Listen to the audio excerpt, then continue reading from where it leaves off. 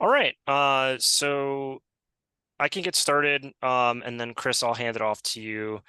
For folks on the call today, if you don't already have a DocumentCloud account, go head over to documentcloud.org and click on the sign up button.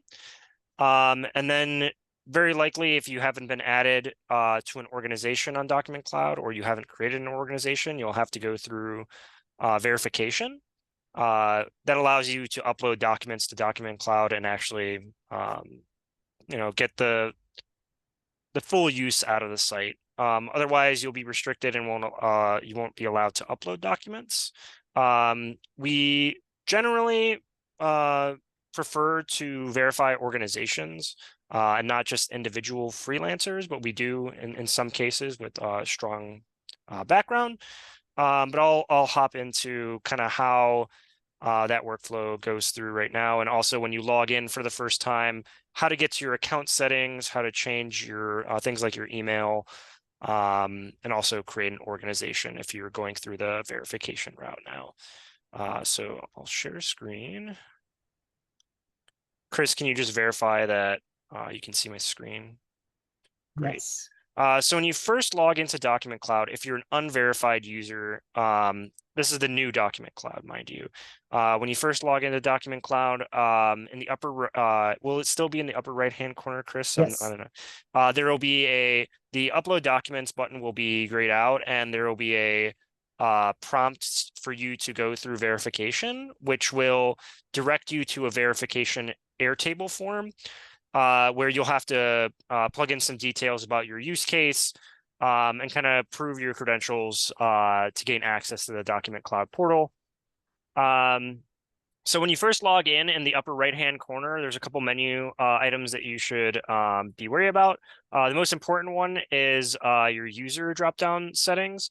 So if you click on your username in the upper right and then click on account settings, it'll direct you to MuckRock accounts, which is whenever you sign up for DocumentCloud or any one of MuckRock's services, you automatically get a MuckRock accounts account, which gains access to a couple different things like MuckRock, which allows you to file public records requests, DocumentCloud, of course, FOIA machine, a big local news account, Agenda Watch, and so on.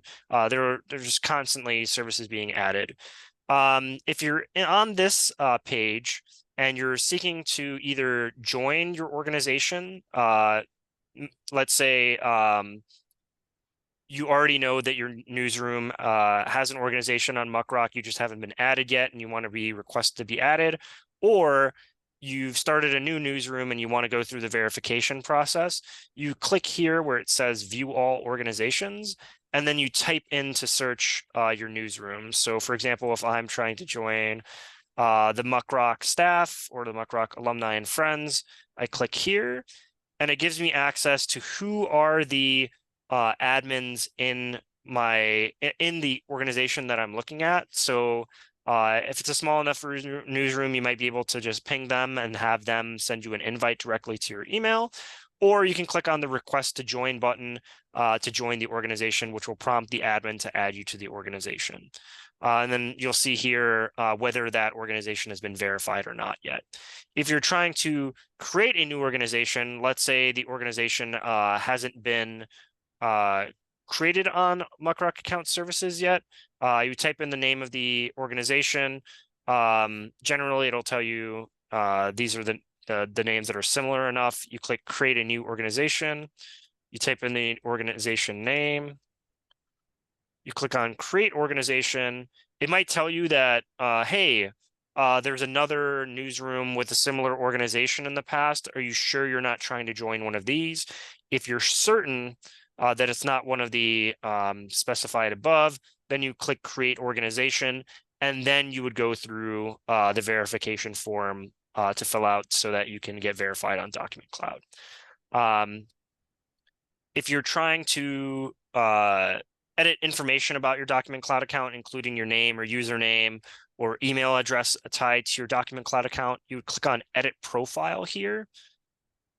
And then you can change your email address, your password associated with your DocumentCloud account, or the full name. And if you haven't changed your username in the past, it'll also allow you to change it here as well. You're allowed one username change. So yeah, that's just the account settings. I wanted to go over that really quickly. Another thing is the verification process takes a couple days, and it's a first come, first serve process. So neither me or Chris handle that process, nor are we able to just get you verified live. So if you're looking to do that, just be patient with the process, and your request will be fulfilled within a couple business days. So without further ado, I'll pass it on to Chris, who will go over kind of the new UI for DocumentCloud that will be launched post-election. Chris, I'm going to stop my screen share, and then you can go ahead and move forward. Great. Hey, everybody. Welcome. I'm going to share my screen here and just make sure we can all see the same thing. All right. Everybody seeing my screen? I guess, Sunyan, you're the only one who can actually answer. So, Yeah, do you want to just make it full screen? there There we go. we go. How's that look? Good. Right. All right. So, this is the new DocumentCloud. We've been working on this since about March, and it's just about ready to go. It is available for use now. I'm going to show you the current site just so you can see the difference. So this is what DocumentCloud looks like today for most people. If you've been a DocumentCloud user for any length of time, this is what you're used to seeing. If you are new to DocumentCloud, then just don't worry about this. But this is the new front end. The easy URL to remember is next.documentcloud.org. If you go to that, it'll get you to the right place.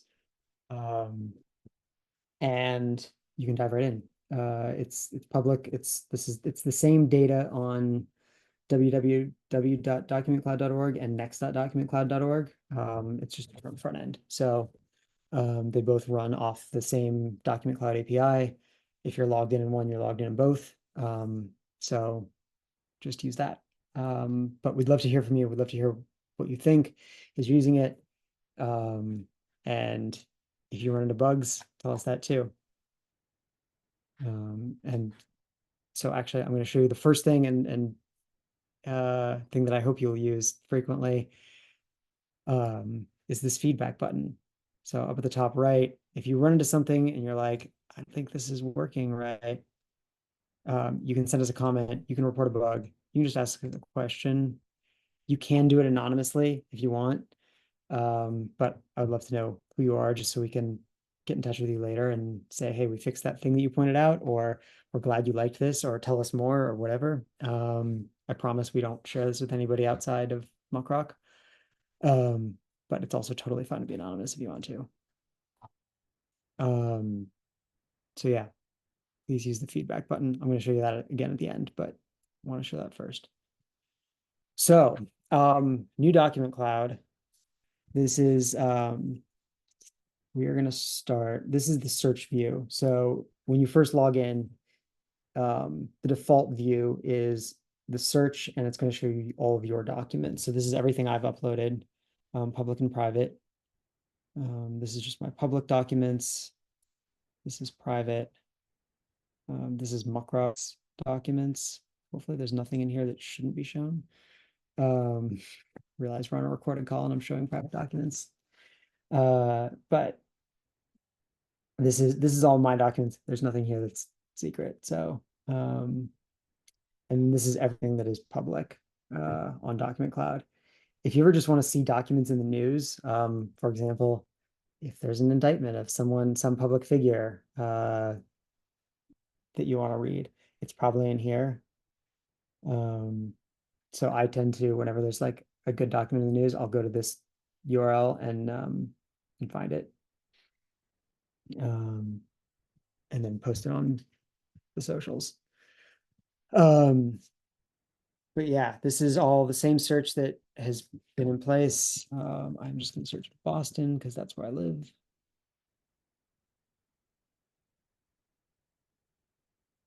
So this is any document that mentions Boston. There are 383,000 of them.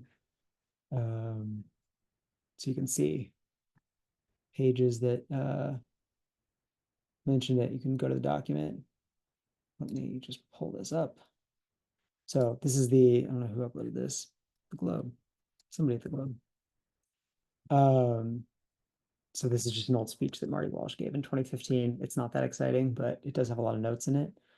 But this is the new viewer. So if you used is it before, this is a pretty significant change in how we show documents. If you're new, this is how we show documents. So this is everything you can do with a single document. So if you want to just read through it, you can just scroll through it. There's some notes on here. Over here is sort of all the things you can do with your document. So if you wanted to, I'm gonna actually go to one of mine.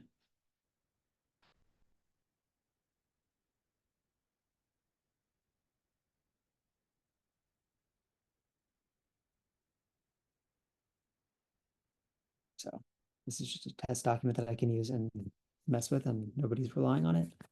So this is all the things I can do. I can edit metadata. So I can add things like a description.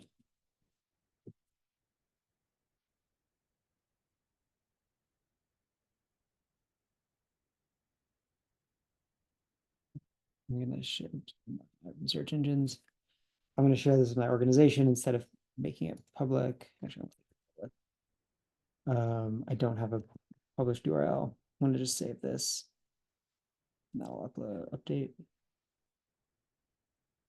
There we go. But so this view is really designed for just reading documents and then anything you'd want to do to them. So I've added some notes here. If I want to share it, there we go. I can get the embed code. I can get the URL for it. I can share a single page. I can share a single note.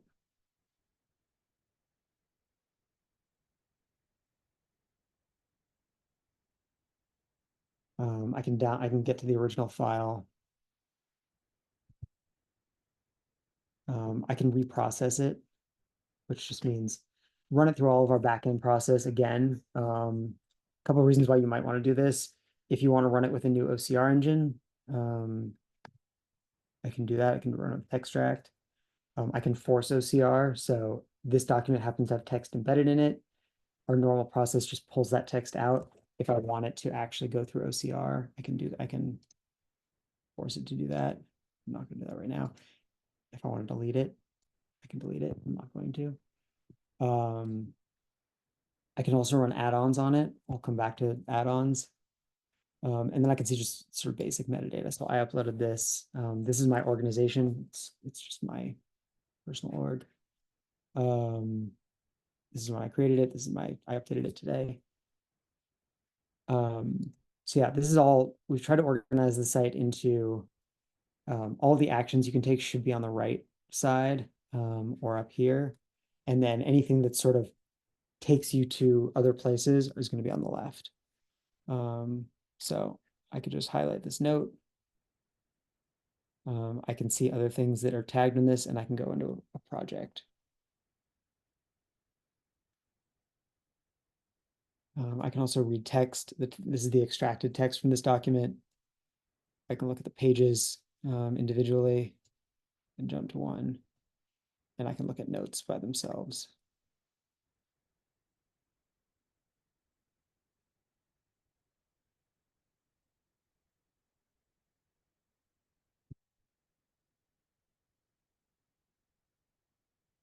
Does anybody have any questions up to this point? I know I just ran through a bunch of stuff and I talk really fast, so I want to give you all a second to process that and ask questions if you have them.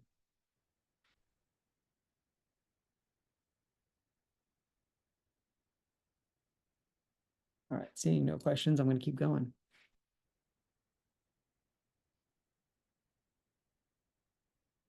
Let me go back to here.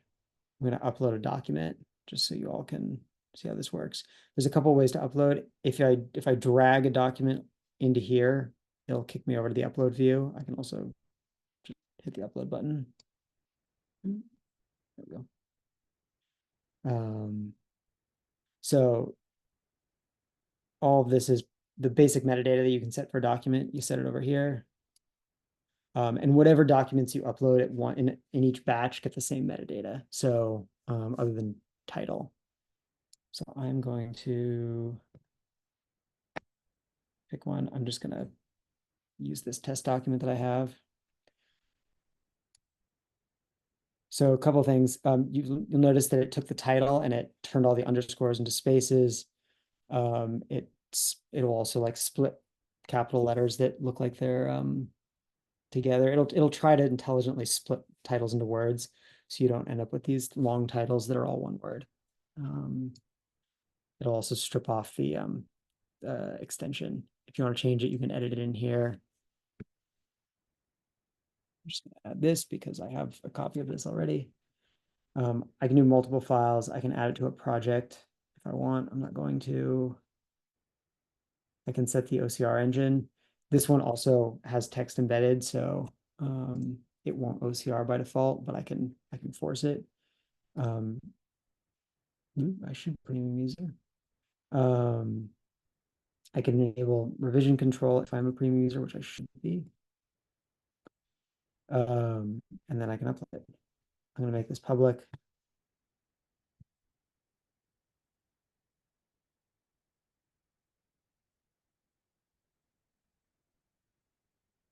And so it'll kick me over there. It's going to say this is, we have one document processing. It takes a minute for it to end up in search because we have a separate search engine. So documents get created, put in our database, and then indexed in search. They actually show up here once they're in search. I have a change coming that'll make this a little faster and a little smoother. Refresh.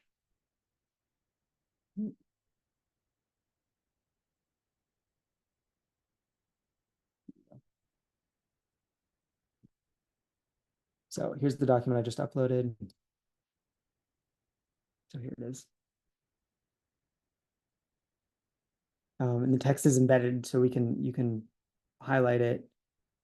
But this is everything that I just showed you. So we can get to pages. There's no notes on this file yet. So that's the basic upload workflow. Any questions up to there? No, okay. Feel free to throw questions in the chat if you want, or in the Google Doc, and I'll grab them as we can.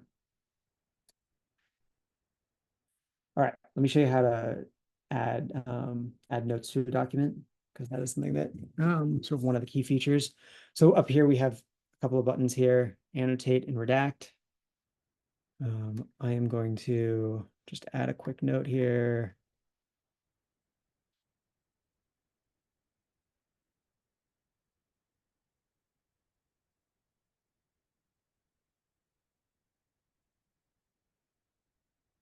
Make this an organizational note.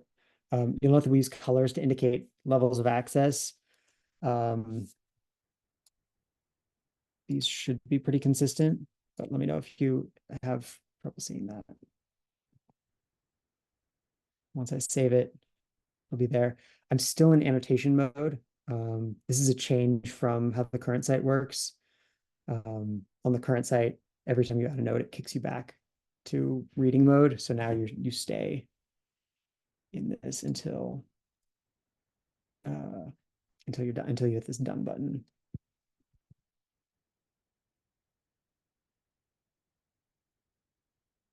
Let me make this one public.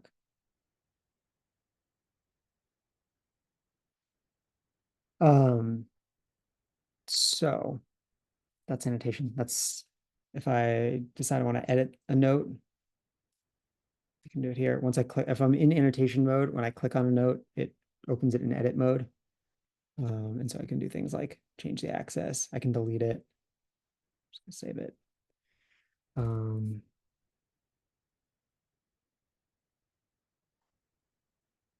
That shouldn't have kicked me over.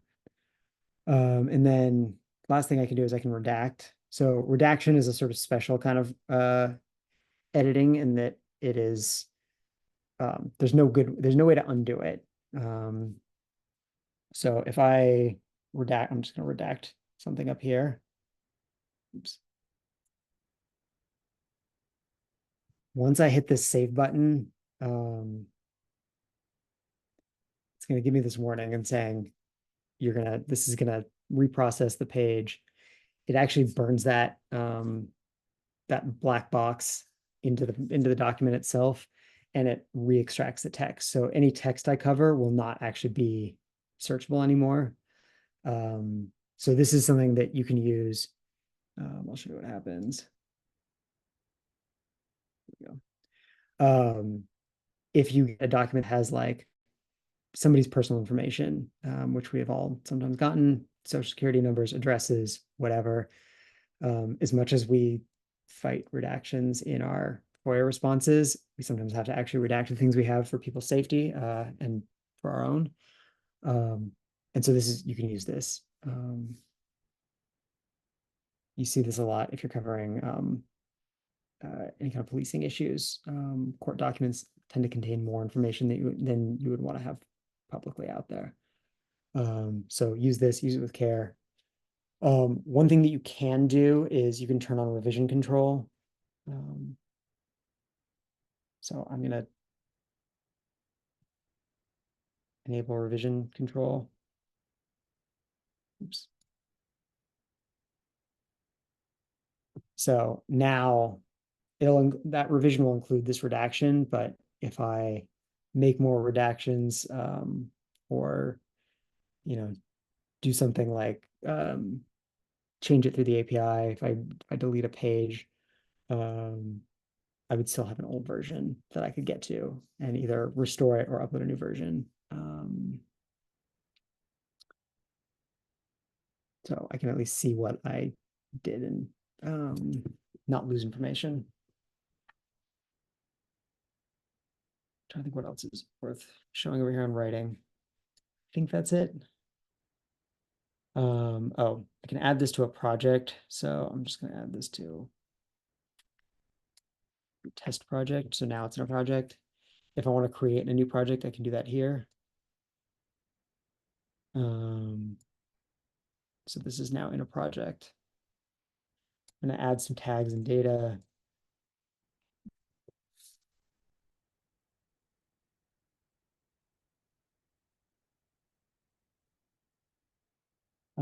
So key value data is another way to organize your project. So you can really add anything you want here. And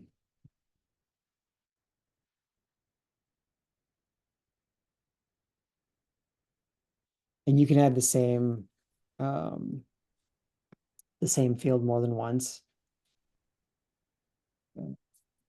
For tags, I usually like to maybe tag it as like important or review for later, and then that makes it easier for me to in the search to find it later. For key value pairs, it's more of like things like that I might want to categorize so that I can make it easier for me to search later, maybe by like year or some field that's present in the document that's similar across a collection of documents.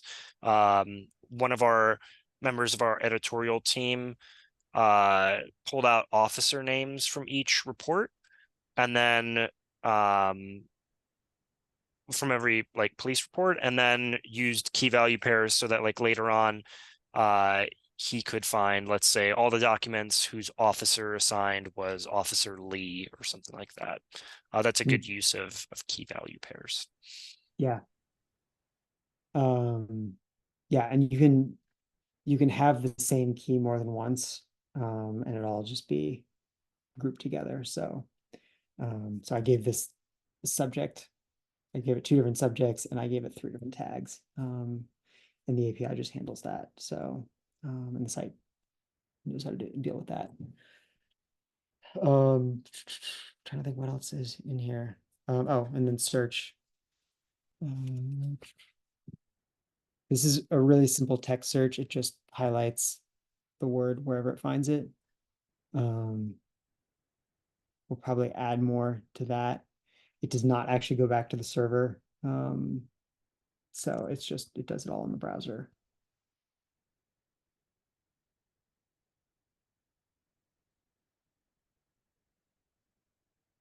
Any questions up to that point before I jump out of the viewer? Okay.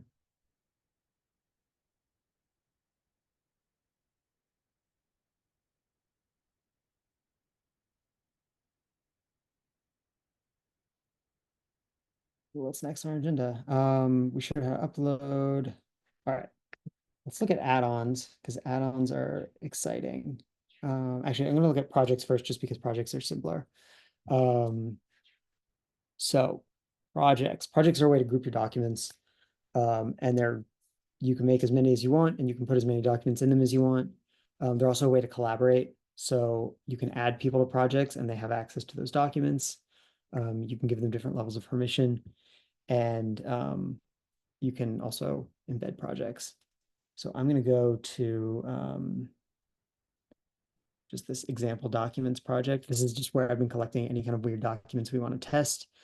So it actually has a good variety of stuff in it.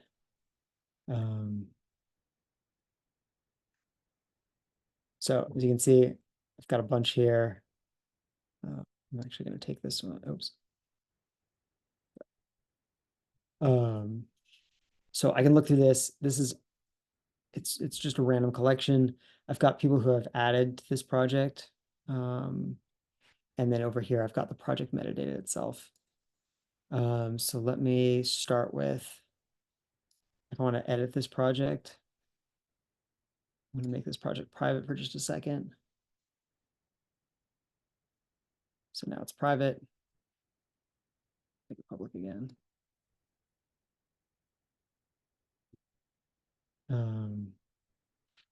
And this is one of my pinned projects. So pinned projects show up in different places around the site. I use it for, if it's anything that I'm going to be working on again and again, pin it and it shows up in your search view. It shows up.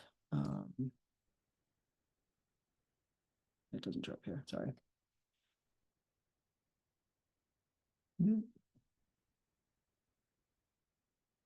I found a bug.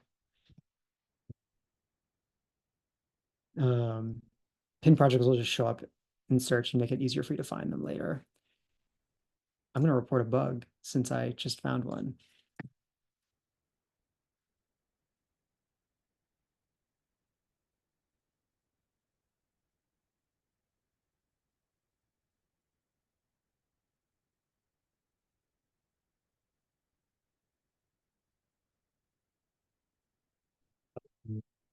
I always find a bug whenever I do these, so there it is.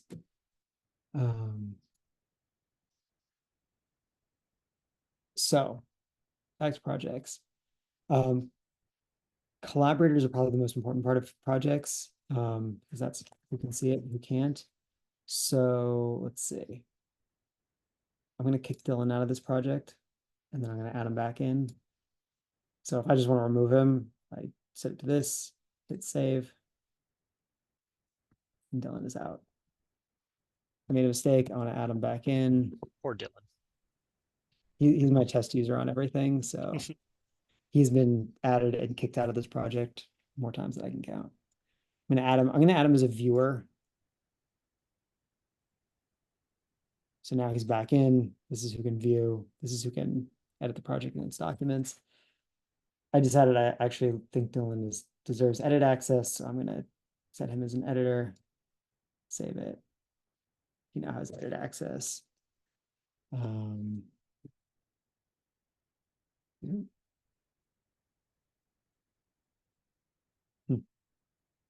accidentally gave everybody view access. I'm going to make him an admin again.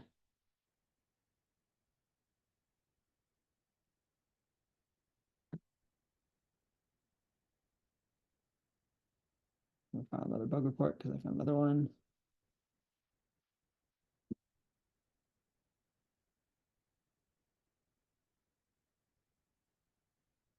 exciting.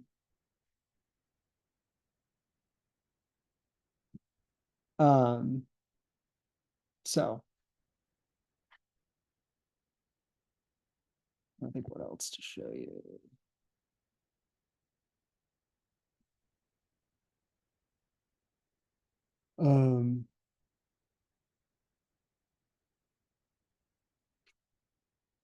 I made myself a viewer on this project and took out away my own edit access. That's funny. Couple other You want thing you can do. Hmm? you want to search the public project search if you haven't already covered it. Yeah. I'll come back. I'll come back to that. Let me show you just other things you can do in a single project.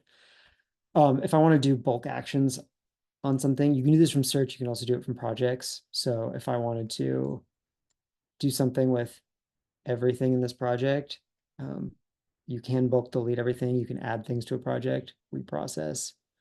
You can add tags and data, and you can edit metadata. So if I wanted to turn everything I can see private, I could. I'm not going to. I am going to reprocess this one because it doesn't look right. And you can now select more than 25 because Yeah, there's the infinite scroll. So it's not documents are no longer paginated, at least on the front end there. And so that you can keep scrolling and like add 100 documents to a project if you wanted to. yeah.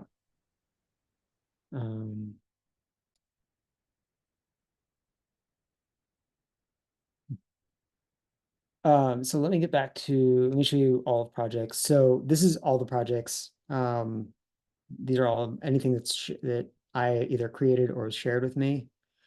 This is a project search. This is also where you can create a project. You can also do it from the document view. But so if I just want to search my projects, oops. So I can do that. If I want to see things that are just shared with me, I can do that. If I want to search public projects, that's there. So public projects are anything that hasn't been marked private. I can't necessarily see anything in these. So like the BBC has this project called BBC, or somebody made one. I can only see this one. This is the only public document in there. Um,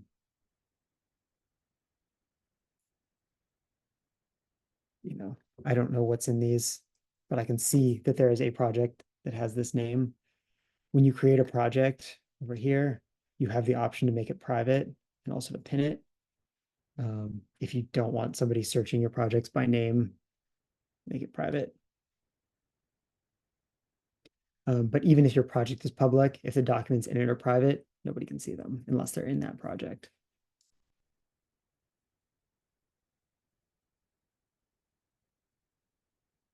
What's next on our agenda? Oh, add-ons are next. Any questions up to that point before I jump into add-ons? No questions. Okay, moving on. So add-ons are a relatively new DocumentCloud feature. They've been around for about a year, 2 years now. 2 years, yeah. So document add-ons let you really do anything that you might do to a document or create documents. They do a lot of things. It's a really powerful system. They all actually run in GitHub Actions. So they run as a background task, which means that you can do things that might take a long time. If you're going to do them by hand, you can make other people's computers do them. The set of the collections we have here, so this is sort of like categories for add-ons. This is a pretty good overview of what you can do. So we have a bunch of AI things. So things like transcribing audio with Whisper, summarize, running GPT on them.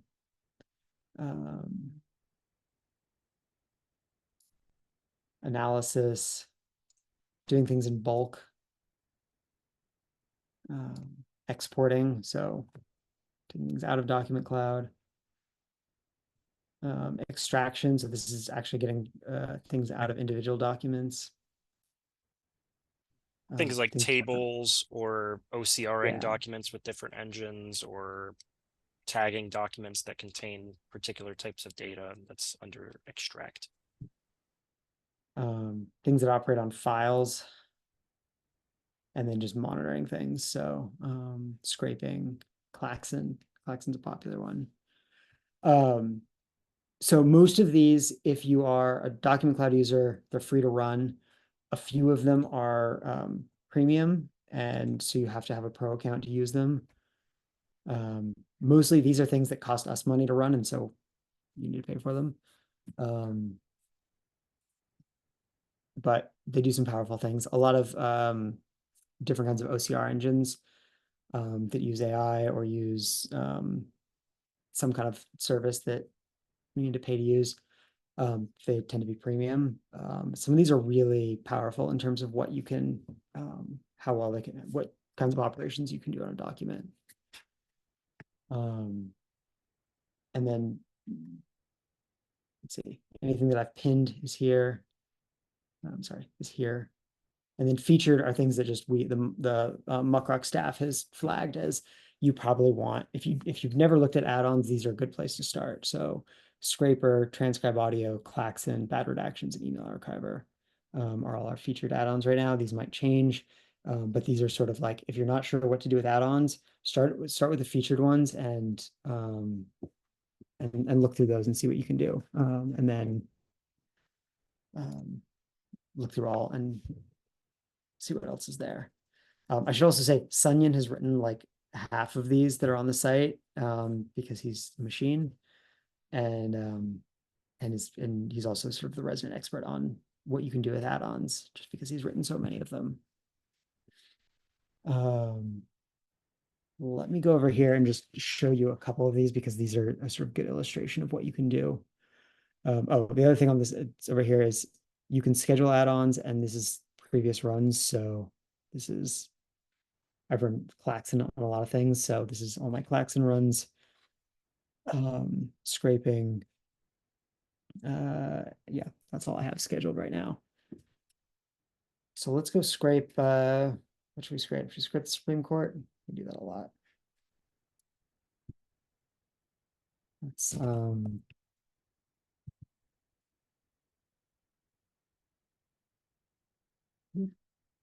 that's not it.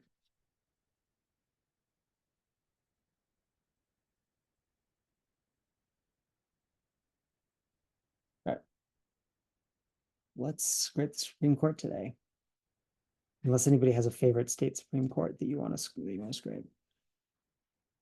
So I'm going to get every PDF file off of this website.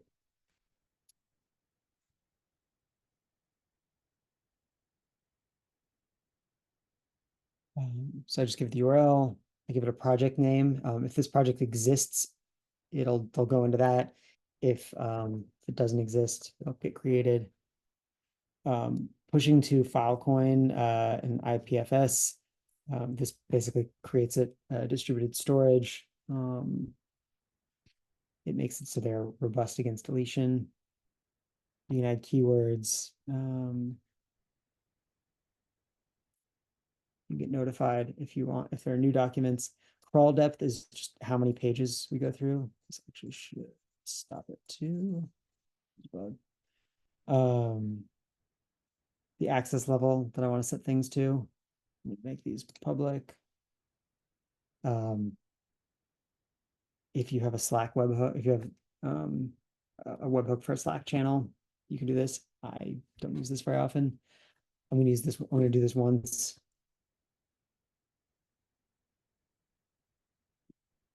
There we go. So here's my scraper that is running. I don't have any scheduled scrapers right now. So we're gonna let that run. We go back to add-ons. Once this is done, it'll actually show up here. And if I go back to my projects, it's not done yet. So it's still scraping. When it's done, there will be a SCOTUS project, and I can I can find them all in here.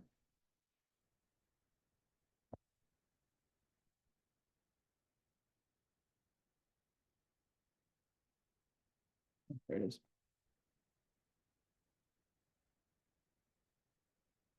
So it's found one document. These will start to show up as we go. Yeah, as they upload and process. There you go.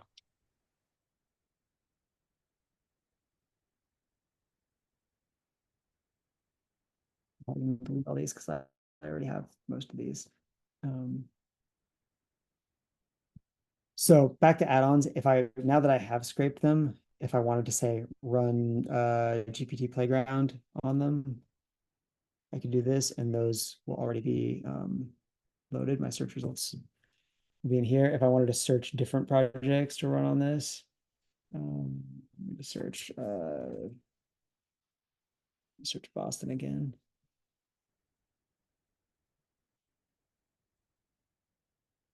So if I wanted to run this against all the search results, I'm not going to run it against my 338,000 documents. Don't worry, it'll Please. fail and tell you that you can't because you don't have enough credits. Yeah. No one has enough credits. We go to something that's easier. You can do the regex one or transcribe. Oh yeah. Let me do actually, can I do bad redaction? Let me see if I have Yeah, any that interesting. there's the Mueller report too, if you Oh. have it.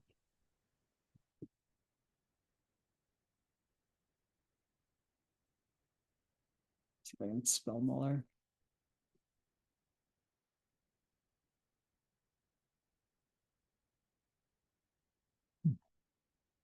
Weird.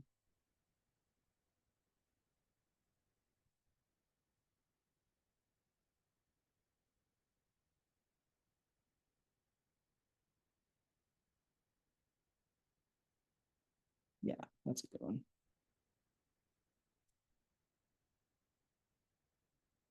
So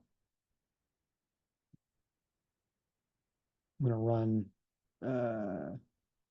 bad redactions on this Mueller file that Service Farabar uploaded.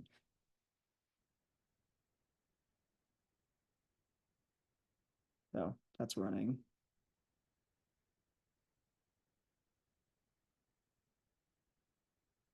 So, and that'll tell me just any redactions that that are flagged that were not actually good redactions. So certain bad redactions will find redactions that you can see through because they weren't done properly, which happens more often than you'd think.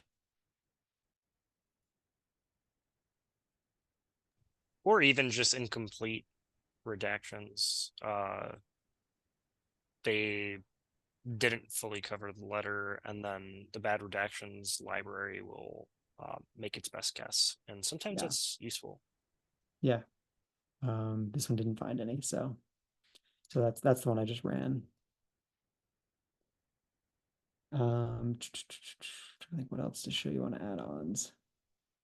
Any other favorites? Oh, I should show you Klaxon because Klaxon, yeah. I use that a lot. So scheduled ones. So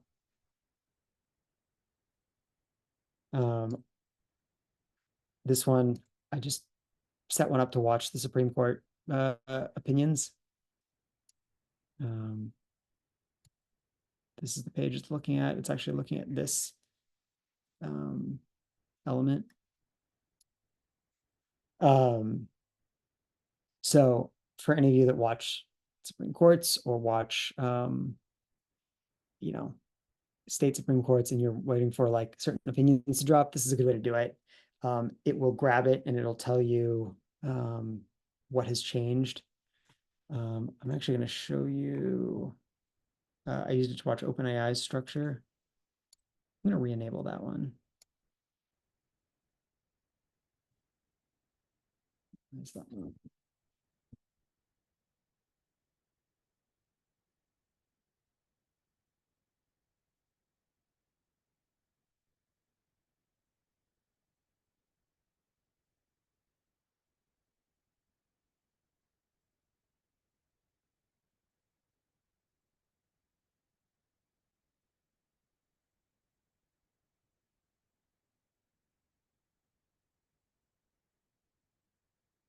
So there we go. So I'm going to start watching OpenAI structure again, just because they are constantly doing things. I'm going to set this to run daily. And now I'm watching it. So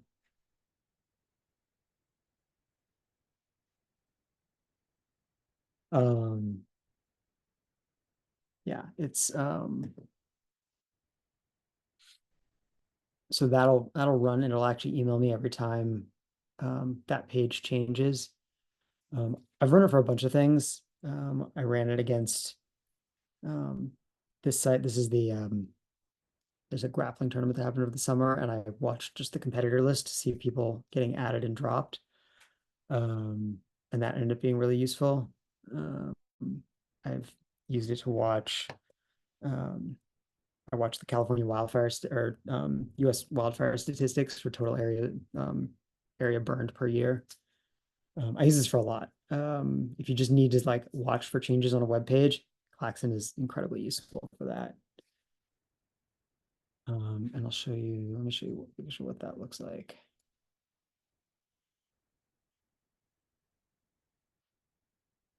Sorry, well, I just searched my email.